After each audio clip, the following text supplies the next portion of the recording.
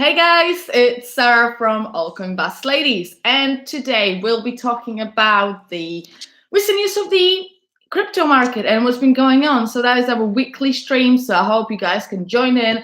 I'm really sorry about the quality of the video. I'm not entirely sure what is going on, but I hope it'll improve throughout the time of the video. So if you guys are watching it, hit the like button, obviously, and let's see what's been going on.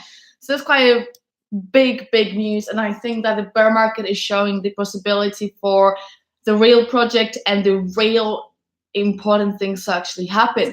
So the crypto market had a serious crisis this week, and after falling actually I should say, nearly 17% at the start of the week, it started to show signs of some sort of recovery leading into the weekend. However, in just the last few hours, the market decided to fall again. And currently, the coin market cap is showing its value at 134 billion, with a Bitcoin dominance of 53.6% and a Bitcoin price of $4,000.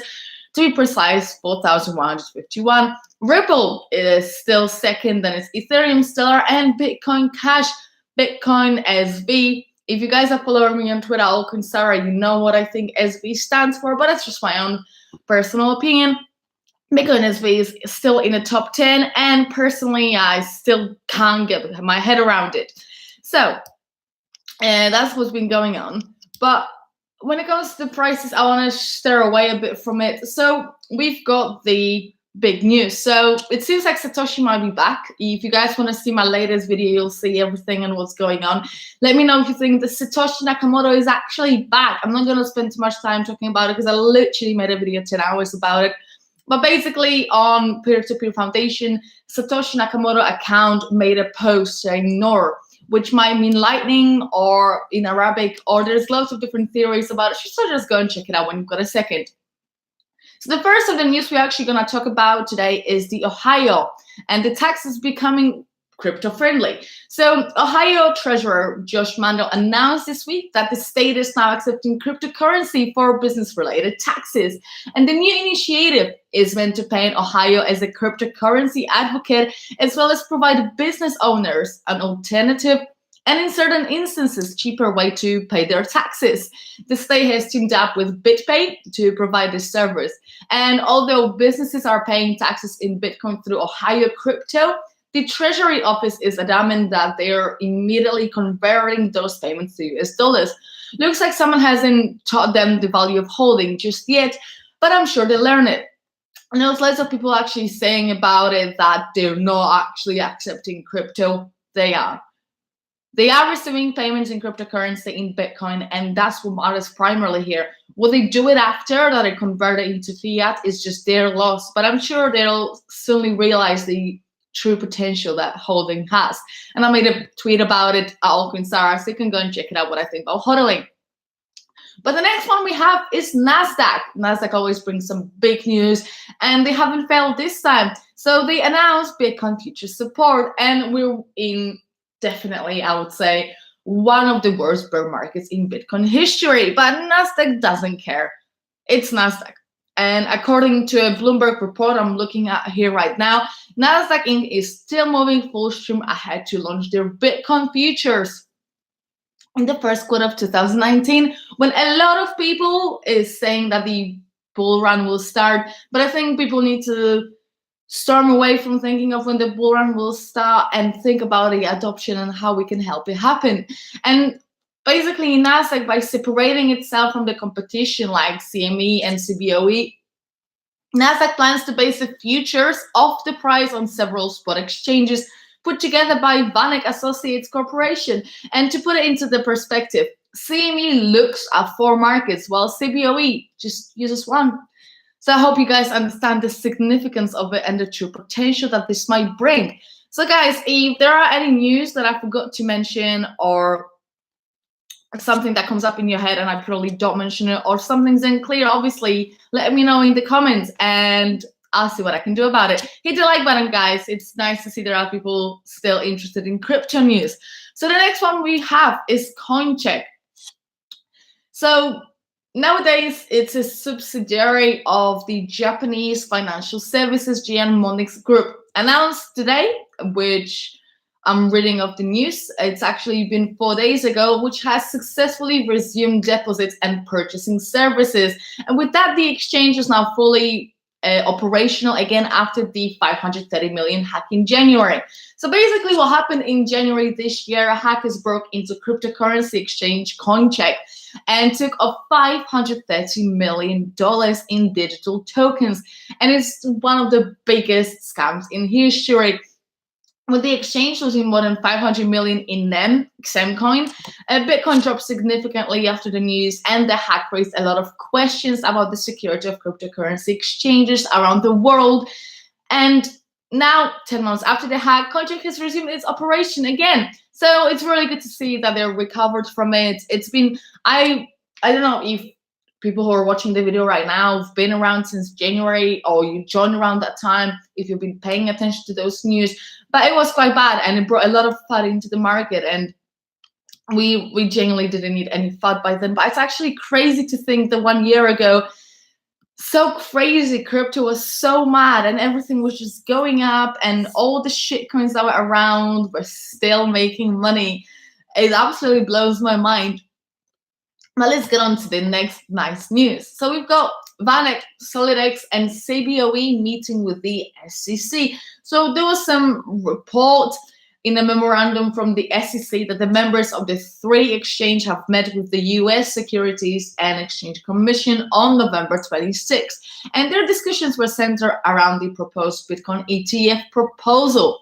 So VanEck has tried many times in the past to get a Bitcoin ETF passed, but the latest, proposed in June 2018, seems to have the best chance of being passed. I mean, that's what lots of people hope.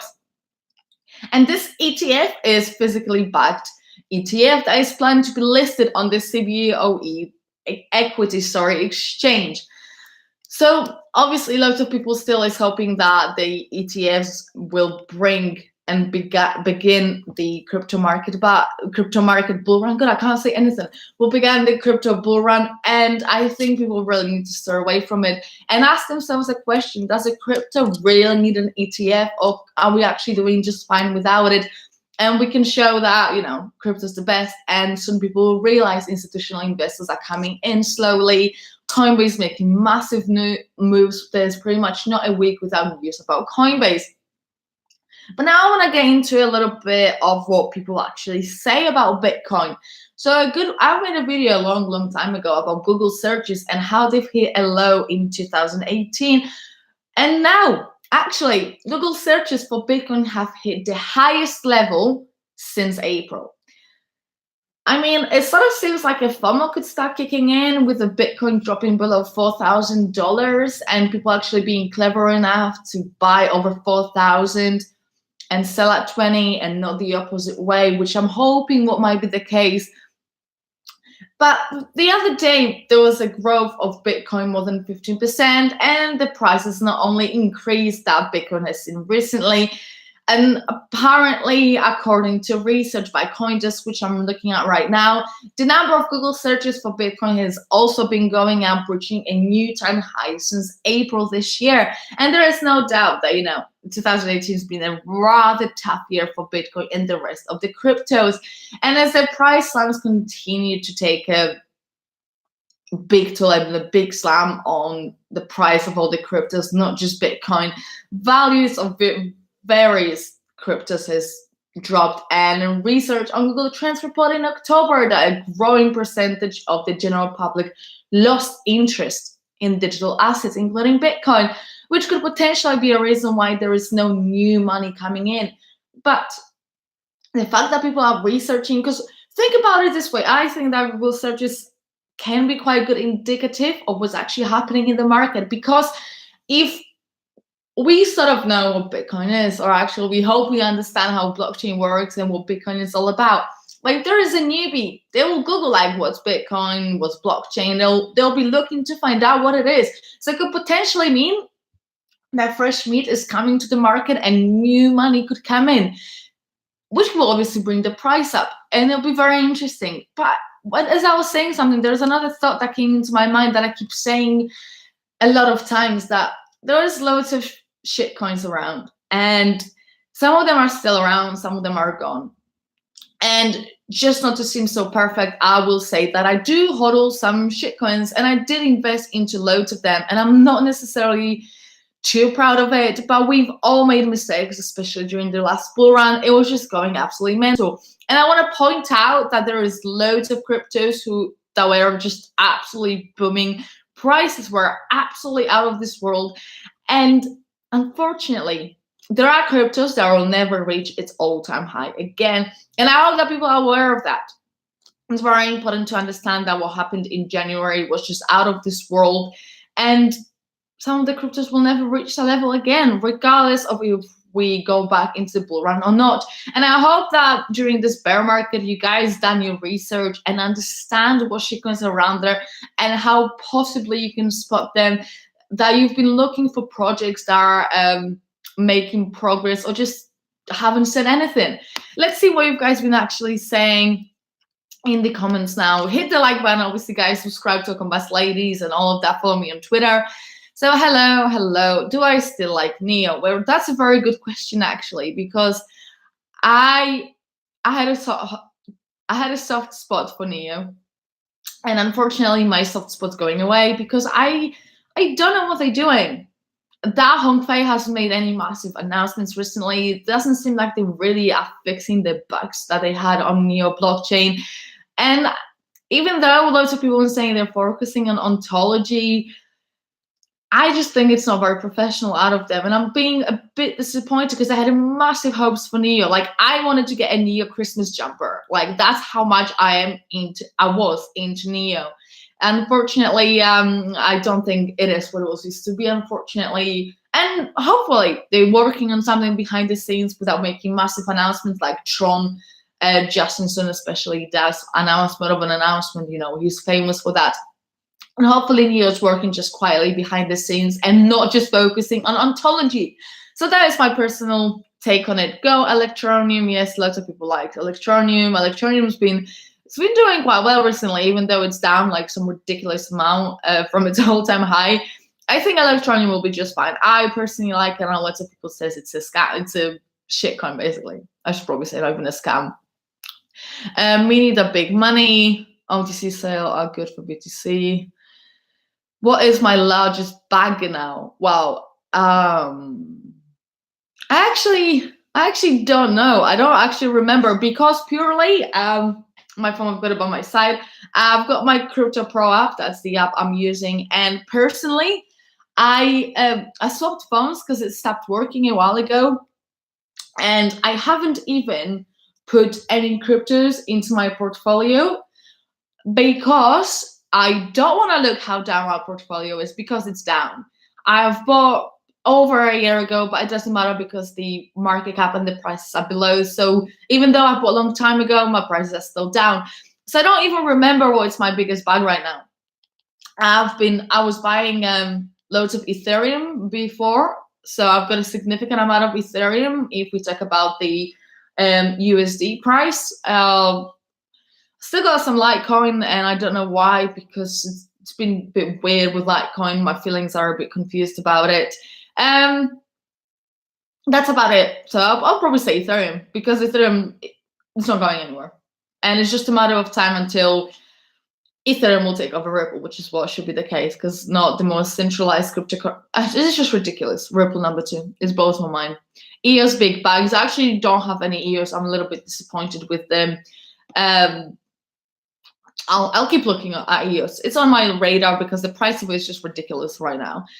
ETN, you don't mind fake mining? Yeah, it's Electroneum is they've called it nice, like a mobile mining experience, something like that. They call it quite nicely. And I had it on my other phone. I don't have it on this one actually. I completely forgot about Electroneum, to be fair.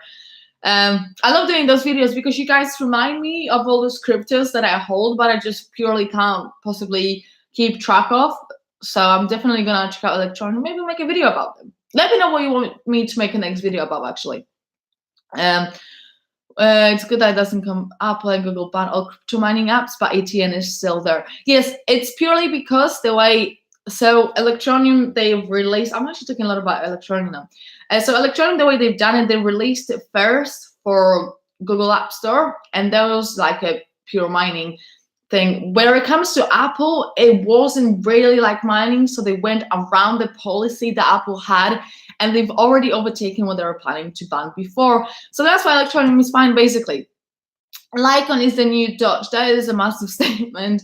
I think people need to start taking Dogecoin seriously, and I actually can't believe I'm saying it, because Dogecoin was purely a meme coin. Dogecoin founder even said, I think once, do not go into this crypto, do not buy into it. It was a meme, and they're actually doing some moves. You know, Doge Ethereum bridge and all of that is happening for Dogecoin, so it's doing some massive moves, which is obviously great.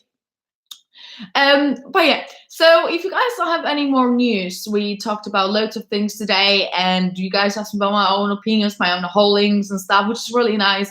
I hope you guys still enjoying the videos. Let me know what you'd like me to review next. I've got a few videos ready to make for you, but it's always good to know what you'd like me to do next. So remember to hit the like button, guys. There's more of you than the likes. Follow me on Twitter at Altcoin. It's always nice to have people watch my videos. Follow me as well. And subscribe to Altcoin Bus Ladies. Satoshi is back. What happens with Craig Wright? Craig Wright is not back. Craig Wright is not Satoshi. Let's just get that straight. He's just a pure scammer. Like I said, I made a video 16 hours ago actually about Satoshi and what's currently going on about it, and it's definitely not Craig Wright. So I've got like 4 theories I'm talking about there about the post and why Satoshi is back. So go and check it out and let me know on that. What you think about it. Yeah, Craig Wright. It's not. Anyway, guys, I'm finishing now. I need to go. I've got lots of things to do today. I hope you enjoyed this video. I'll try and come up with something cool for the next video. Let me know what you'd like me to review next. Comment if I haven't mentioned something, and I'll try and respond to it. And I'll catch you later. Have a good weekend. Honestly, everyone, have a great Sunday. Bye-bye.